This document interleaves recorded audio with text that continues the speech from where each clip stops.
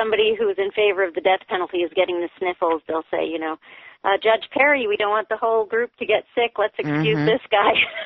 And would you put exactly? Would you put it past Jose Baez to pull anything, even somewhat unscrupulous? I'd hate to make that harsh of a judgment on a guy, but man, would you put anything past this guy? I mean, I'm not talking about anything illegal, but you know what I mean. He walks right to the line, don't you think?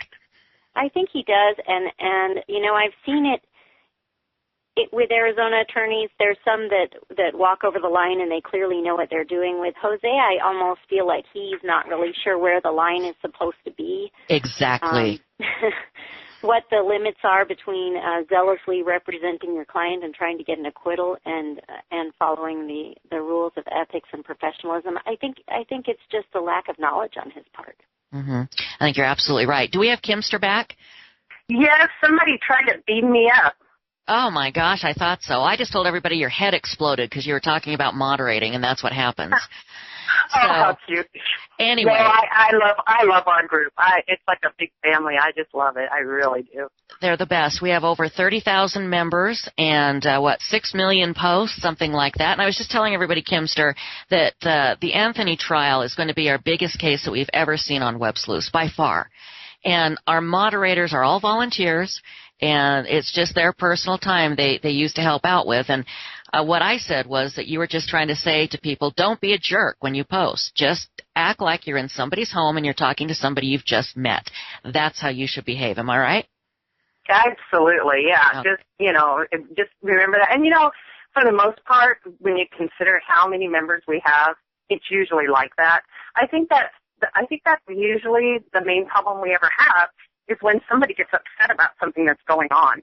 And in crime cases, that's really easy to do. So just remember that if the case is getting to you, it's probably best to move away from the monitor for a minute until you can, gather your breath again and then get back right in it again. Because usually that's what happens. I mean, it's happened to me. We get our hearts invested in these cases. We really care about these families and friends of these victims, and sometimes that just happens. So, and we understand, moderators understand that. Right, and you're right, Kimster. And somebody posted in our chat room to introduce the caller or the guests again so they can connect to the voice and bond. That was just our lovely Kimster that we heard from, giving us some information on moderating. Let's look at the jury pool, or the jurors, for just a moment, okay? We've already talked about juror 1319, and that is the African-American lady. We've spoken about her. What I would suggest people do, even if you're not a member of Web Sleuths, you can go and read. And there is an amazing list there called the unexcused juror list, which is now basically the sitting juror list. And there are people like, and please forgive me, I know I'll forget some of our posters, but I just want to give a shout out to people like Nurse Be Me and Melanie and T-Wall. I mean, they've just put together some incredible lists on that thread. It's called the unexcused juror list. And AZ Lawyer, this is AZ Lawyer coming up, you mentioned this list as well. Haven't you found some just amazing information that our posters have come up with? I have, yeah. I think looking at this summary list I'm looking at today was very helpful. I've looked at the longer summaries too, and I think by the end of this trial we're all going to know these people like they're members of our family. Exactly, just like we did in the Peterson case. And they can write a book after the trial, can't they? Absolutely, yes. Okay, and I bet they will, and I hope they do, because I would be I think all of us. Yeah, I think a lot of people will. But I'd be very curious as to how they get along. I can't remember. Are they going to be sequestered? Yes, they're going to be sequestered in separate rooms in a hotel in Orlando. And it sounds like Judge Perry has made the most amazing sequestering arrangements that I've ever heard of. What's he done? Just the extent of the security and the extent of the rules as to what they can and cannot use and can or cannot bring. He has apparently arranged for some weekend outings with them. Presumably they're not going to go to the administration building at Universal or anything like that, but he's arranged for some field trips, I guess. And it sounds like he's just really trying to make them comfortable and really trying to ensure that they are not tempted by outside influences. Oh, and there's going to be some sleazy people trying to find out where they are, who they are, and trying to, get them to talk, to give them inside information. And I hope if that happens, they're caught and they get their butts thrown in jail, because that'll ruin everything, as we know. Okay, I'll tell you what, we're going to switch gears a little bit and go back to what we talked about at the beginning, and that was the Anthony family dysfunction.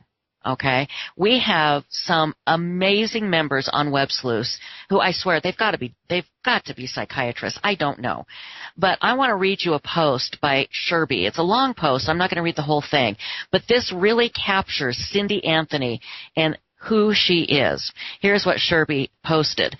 I'm sure there's a huge deal of denial involved for Cindy on several levels in trying to deal with Kaylee's disappearance and death and Casey's involvement. But I think it's more than denial and enabling of Casey. In terms of Cindy's relationship with Casey, specifically, she is far more than just a typical enabler. And Sherby came up with this great phrase. It's called emotional incest. Creepy, awful, and all of it. Nothing sexual about it. Emotional incest can be a situation where an enabler does for another in just about every way you can imagine, to the point they ensure the other person is an emotional and psychological cripple who is unequipped to handle life and responsibility and is totally dependent on the enabler's constant help and rescuing. They simply can't function without their enabler holding them up, cleaning up their messes, and saving them from themselves. Does that not sound like Cindy Anthony, AZ lawyer? Wow, that's incredibly accurate, I think. And you've probably seen sociopaths or psychopaths, as they're now called, in your profession. Have you ever seen the type of manipulation in a client or in somebody on the other side of the table like we've seen in Cindy Anthony? I think she is really the pinnacle of that kind of manipulation. I also am a chairperson of one of the foster care review boards here, and so I've certainly seen some family dysfunction from time to time in the foster care here and there. Family. And but really, I really have not seen, and now I'm listening to this term emotional incest. I think I saw a post sometime back where somebody was talking about that, and I thought, I've never heard that term before I saw that post, but it's an amazingly accurate way to describe this situation. It's very uncomfortable. It is. It is, and it does. It makes you cringe just hearing emotional incest, but that's what it is. And again, I think it's very important, if we are truly going to follow this trial and we want to know what happened to Kaylee, remember Kaylee, that's who it's about, we need to really understand Cindy Anthony, because I think she is the puppeteer in this whole circus, if you will. And I'd really like to see more of Lee and to try and understand what he is all about. But make no mistake about it, Cindy Anthony has trained her daughter Casey to not take responsibility to the point that Casey will throw them under the bus at some point. Kimster, let me go to you for just a moment.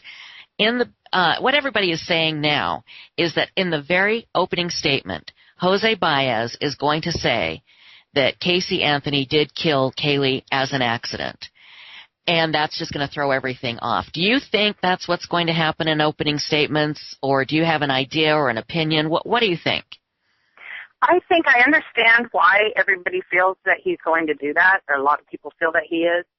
But I still wonder if that is going to be the case, because and AZ, you may be able to correct me on this, but I do believe that the client is the one that gets to call the shots.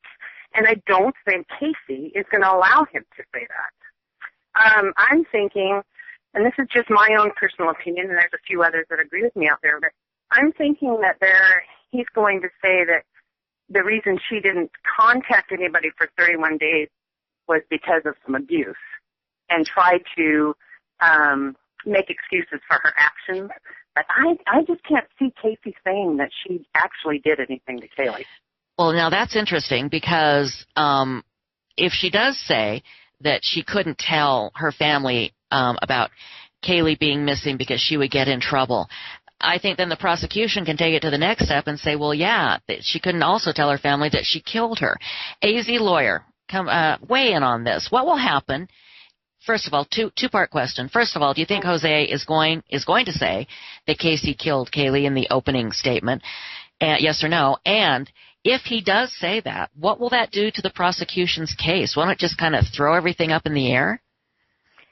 Well, first of all, I assumed that was the defense he was going to go with, only because I think it's the only winnable argument. And by winnable, I mean, he may have a 10 or 15% chance of winning if he makes that argument. I think the evidence is so much stronger that Casey knew that Kaylee was dead and knew it fairly early on. And there's some strong evidence on that, and the evidence is weaker on premeditation. And so it would make sense for him to admit that Casey knew that Kaylee was dead and to focus on creating reasonable doubt as to premeditation, as to murder rather than accident. That's the only winnable defense that I see. So I'm thinking that he will say that, but on the other hand, he may not be that great at analyzing his chances of winning, and he may think that some other defense is winnable. So for Casey's sake, I sort of hope that he's going to go with that, because otherwise I don't see what chance the defense has at all. I'm sorry, go ahead. Tricia? Yes. Yeah. This is Kimster. Sorry. Hi, Kimster. Go ahead. As some in my opinion too might have also come to the conclusion after coming off of the Chris Coleman trial. Mm-hmm. I saw some similarities in that. There weren't a lot of posters checking out that trial because Kaylee's trial is so important right now. But we have another case where the evidence was overwhelming.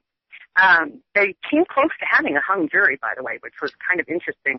Now, why don't you give us a two-sentence description of the Chris Coleman case so we know which one you're talking about? The Chris Coleman case was a case that happened 2 years ago where he strangled his wife and 2 sons. And he painted obscenities and things on the walls and said that it was a crazed man that was after him because of his employer, Joyce Meyer. And what happened when he, and again, the reason that this case was really interesting to me as compared to Kaylee's case is because, again, we've got another dysfunctional family where the parents did not hold the kids accountable, excused away everything that they ever did. But what was interesting is that this is what really got me was when the trial came in to play, the defense started pointing the finger at Chris's 2 brothers a little bit to create doubt. And I went, oh my gosh, that's just what they're talking about in Kaylee's case. Mm-hmm. It's her pointing, creating doubt with Lee and George. And I went, and the family went along with it, you guys. So that's why I'm saying, see, Chris was not about to say he was guilty. He did not claim guilt at all. And the evidence, like I said, it's completely overwhelming. And he did get life because Illinois is doing away with the death penalty in July of this year. So he got life without parole. But I'm just saying,